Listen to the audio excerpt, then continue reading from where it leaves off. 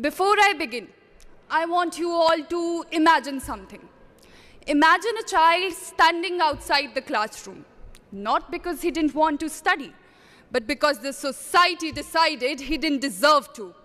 Now imagine the same child growing up drafting the constitution of the world's largest assembly.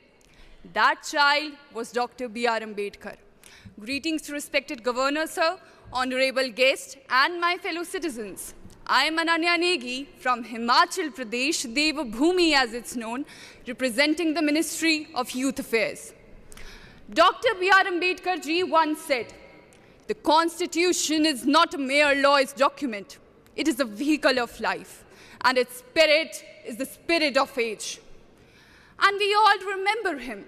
But remembrance is easy, understanding is difficult. Because if we truly understood him, we wouldn't reduce his legacy to just one day. We proudly say he gave us the Constitution, he gave us the democracy, he gave us the fundamental rights.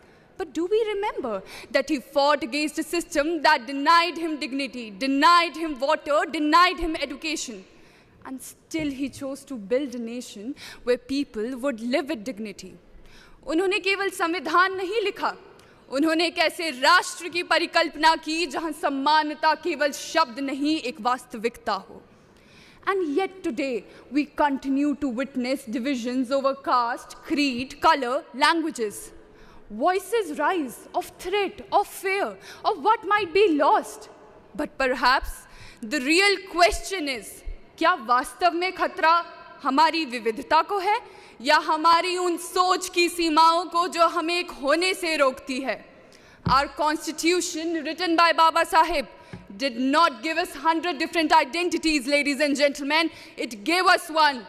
It begins with the three immortal words. We the people of India, not we the Hindu, we the Muslim, we the Punjabi, we the Sikh, we the Tamil. We the people of India. So today, standing here in the Parliament of India, I don't just see a nation shaped by history, ladies and gentlemen. I see a nation shaped by vision. A vision that Dr. B.R. Ambedkar gave to all of us. An India where people from different regions, different backgrounds, different languages come together not just to compete, but to contribute. Not just to coexist, but to stand for something larger than themselves. At the end, I would like to conclude by saying, बाधाएं आती हैं आए घिरे प्रलय की घोर घटाएं, पाँव के नीचे अंगारे, सिर पर बरसे यदि ज्वालाएं, निज हाथों में हंसते हंसते आग लगाकर जलना होगा, कदम मिलाकर चलना होगा, कदम मिलाकर चलना होगा. धन्यवाद. जय हिंद, जय भारत.